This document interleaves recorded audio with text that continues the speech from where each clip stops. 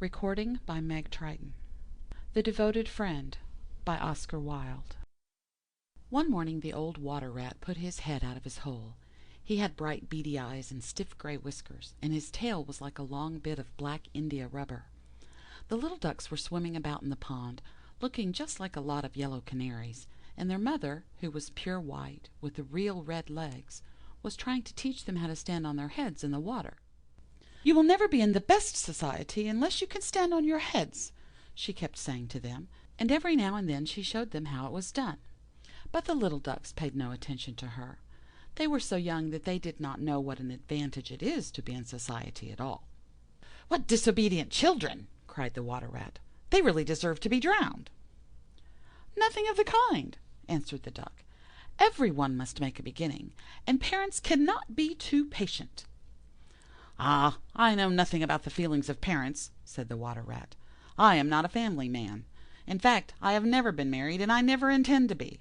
Love is all very well in its way, but friendship is much higher. Indeed, I know of nothing in the world that is either nobler or rarer than a devoted friendship." "And what, pray, is your idea of the duties of a devoted friend?" asked a green linnet, who was sitting in a willow tree hard by, and had overheard the conversation. "Yes, that is just what I want to know," said the duck, and she swam away to the end of the pond, and stood upon her head, in order to give her children a good example. "What a silly question!" cried the water-rat. "I should expect my devoted friend to be devoted to me, of course." "And what would you do in return?" said the little bird, swinging upon a silver spray, and flapping his tiny wings. "I don't understand you," answered the water-rat. "Let me tell you a story on the subject," said the linnet. "Is the story about me?" asked the water-rat. "If so, I will listen to it, for I am extremely fond of fiction." "It is applicable to you," answered the linnet, and he flew down, and alighting upon the bank, he told the story of the devoted friend. "Once upon a time," said the linnet, "there was an honest little fellow named Hans." "Was he very distinguished?" asked the water-rat. "No," answered the linnet, "I don't think he was distinguished at all, except for his kind heart and his funny, round, good-humoured face. He lived in a tiny cottage all by himself, and every day he worked in his garden. In all the countryside there was no garden so lovely as his. Sweet William grew there, and gillyflowers, and shepherd's purses, and fair maids of France. There were damask roses, and yellow roses, lilac crocuses, and gold, purple violets, and white. Columbine and lady's smock, marjoram and wild basil, the cowslip and the flower de luce, the daffodil and the clove pink bloomed or blossomed in their proper order as the months went by, one flower taking another flower's place, so that there were always beautiful things to look at, and pleasant odors to smell. Little Hans had a great many friends, but the most devoted friend of all was Big Hugh the miller. Indeed, so devoted was the rich miller to little Hans, that he would never go by his garden without leaning over the wall and plucking a large nosegay, or a handful of sweet herbs, or filling his pockets with plums and cherries, if it was the fruit season. "Real friends should have everything in common," the miller used to say, and little Hans nodded and smiled, and felt very proud of having a friend with such noble ideas. Sometimes, indeed, the neighbours thought it strange that the rich miller never gave little Hans anything in return, though he had 100 sacks of flour stored away in his mill, and 6 milch cows, and a large flock of woolly sheep. But Hans never troubled his head about these things, and nothing gave him greater pleasure than to listen to all the wonderful things the miller used to say about the unselfishness of true friendship. So little Hans worked away in his garden. During the spring, the summer, and the autumn he was very happy, but when the winter came he had no fruit or flowers to bring to the market. He suffered a good deal from cold and hunger, and often had to go to bed without any supper but a few dried pears or some hard nuts. In the winter also he was extremely lonely, as the miller never came to see him then. "There is no good in my going to see little Hans as long as the snow lasts," the miller used to say to his wife, "for when people are in trouble they should be left alone, and not be bothered by visitors. That at least is my idea about friendship, and I am sure I am right. So I shall wait until the spring comes, and then I shall pay him a visit, and he will be able to give me a large basket of primroses, and that will make him so happy." "You are certainly very thoughtful about others," answered the wife, as she sat in her comfortable armchair by the big pine wood fire. "Very thoughtful indeed. It is quite a treat to hear you talk about friendship. I am sure the clergyman himself could not say such beautiful things as you do, though he does live in a 3-storied house and wear a gold ring on his little finger." "But could we not ask little Hans up here?" said the miller's youngest son. "If poor Hans is in trouble, I will give him half my porridge and show him my white rabbits." "What a silly boy you are!" cried the miller. "I really don't know what is the use of sending you to school. You seem not to learn anything. Why, if little Hans came up here and saw our warm fire and our good supper and our great cask of red wine, he might get envious, and envy is a terrible thing and would spoil anybody's nature. I certainly will not allow Hans's nature to be spoiled. I am his best friend, and I will always watch over him and see that he is not led into any temptations. Besides, if Hans came here, he might ask me to let him have some flour on credit, and that I could not do. Flour is one thing, and friendship is another, and they should not be confused. Why, the words are spelt differently, and mean quite different things. Everybody can see that." "How well you talk!" said the miller's wife, pouring herself out a large glass of warm ale. "Really, I feel quite drowsy. It is just like being in church." "Lots of people act well," answered the miller, "but very few people talk well, which shows that talking is much the more difficult thing of the two, and much the finer also." And he looked sternly across the table at his little son, who felt so ashamed of himself that he hung his head down and grew quite scarlet, and began to cry into his tea. However, he was so young that you must excuse him. "Is that the end of the story?" asked the water rat. "Certainly not," answered the linnet. "That is the beginning." "Then you are quite behind the age," said the water rat. "Every good storyteller nowadays starts with the end, and then goes on to the beginning, and concludes with the middle. That is the new method. I heard all about it the other day from a critic who was walking round the pond with a young man. He spoke of the matter at great length, and I am sure he must have been right, for he had blue spectacles and a bald head, and whenever the young man made any remark, he always answered, 'Pooh!' But pray go on with your story. I like the miller immensely. I have all kinds of beautiful sentiments myself, so there is a great sympathy between us." "Well," said the linnet, hopping now on one leg and now on the other, "as soon as the winter was over, and the primroses began to open their pale yellow stars, the miller said to his wife that he would go down and see little Hans." "Why, what a good heart you have!" cried his wife. "You are always thinking of others. And mind you take the big basket with you for the flowers." So the miller tied the sails of the windmill together with a strong iron chain, and went down the hill with the basket on his arm. "Good morning, little Hans," said the miller. "Good morning," said Hans, leaning on his spade and smiling from ear to ear. "And how have you been all the winter?" said the miller. "Well, really," cried Hans, "it is very good of you to ask, very good indeed. I'm afraid I had a rather hard time of it, but now the spring has come and I am quite happy, and all my flowers are doing well." "We often talked of you during the winter, Hans," said the miller, "and wondered how you were getting on." "That was kind of you," said Hans. "I was half afraid you had forgotten me." "Hans, I am surprised at you," said the miller. "Friendship never forgets. That is the wonderful thing about it. But I am afraid you don't understand the poetry of life. How lovely your primroses are looking, by the by."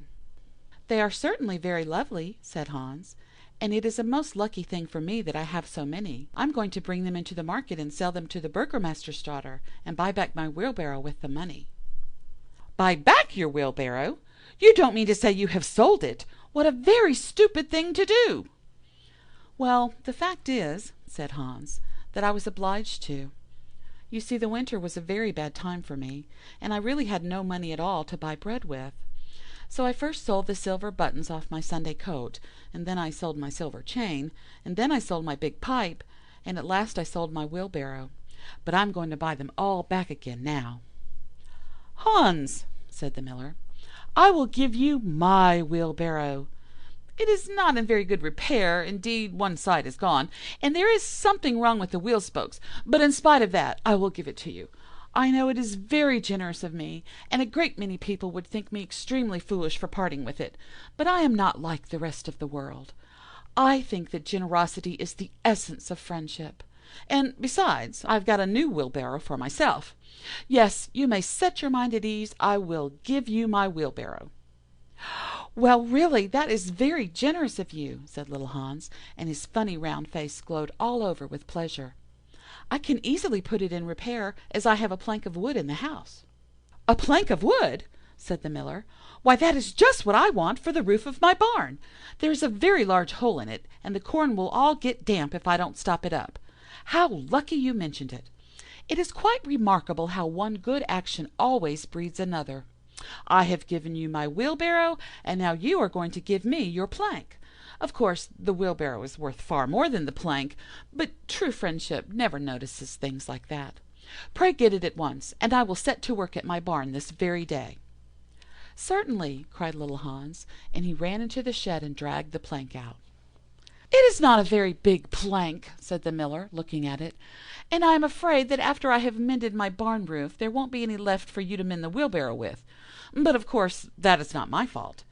And now, as I have given you my wheelbarrow, I am sure you would like to give me some flowers in return. Here is the basket, and mind you fill it quite full." "Quite full?" said little Hans, rather sorrowfully, for it was really a very big basket, and he knew that if he filled it he would have no flowers left for the market, and he was very anxious to get his silver buttons back. "Well, really," answered the miller, "as I have given you my wheelbarrow, I don't think that it is much to ask you for a few flowers.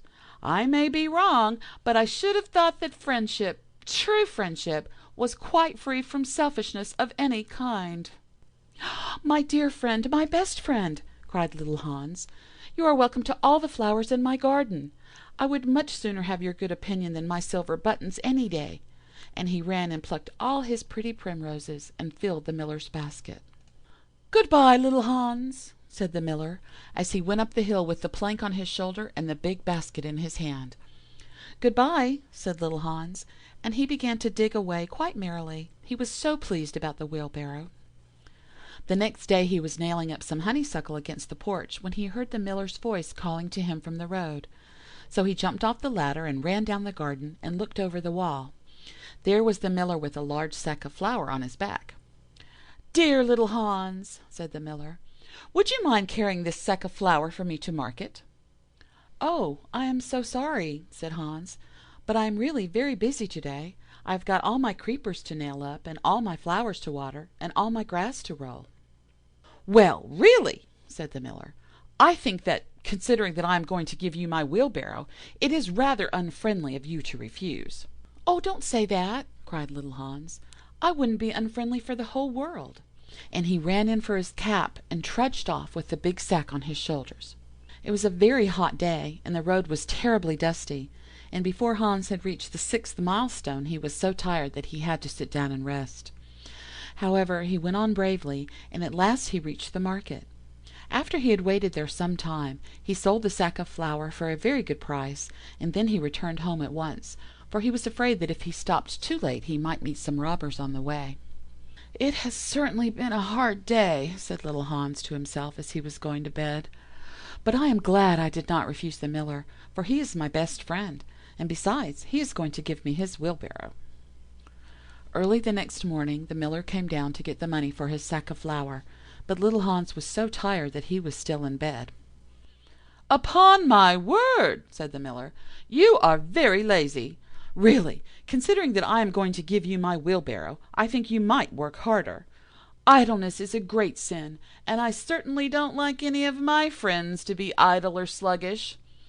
You must not mind my speaking quite plainly to you. Of course I should not dream of doing so if I were not your friend.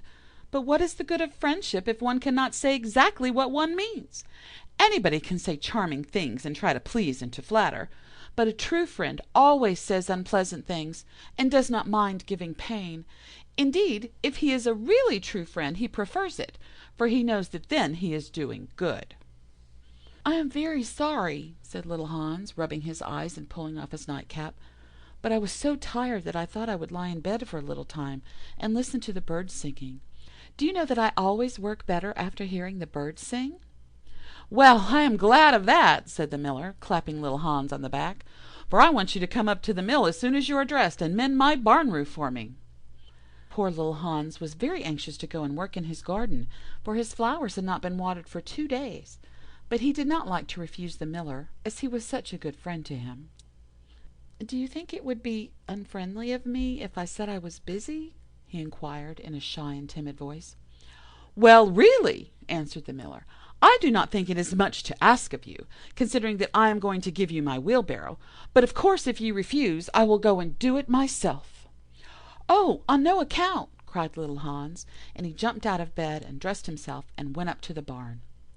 He worked there all day long, till sunset, and at sunset the miller came to see how he was getting on. "Have you mended the hole in the roof yet, little Hans?" cried the miller in a cheery voice. "It is quite mended," answered little Hans, coming down the ladder. "Ah," said the miller, "there is no work so delightful as the work one does for others." "It is certainly a great privilege to hear you talk," answered little Hans, sitting down and wiping his forehead. "A very great privilege.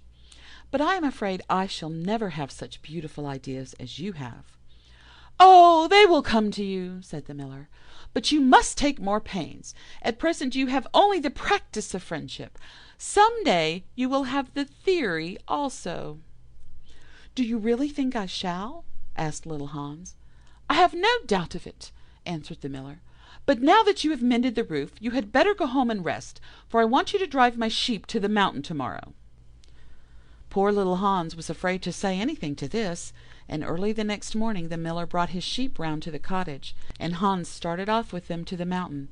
It took him the whole day to get there and back, and when he returned he was so tired that he went off to sleep in his chair, and did not wake up till it was broad daylight. "What a delightful time I shall have in my garden," he said, and he went to work at once. But somehow he was never able to look after his flowers at all, for his friend the miller was always coming round and sending him off on long errands, or getting him to help at the mill.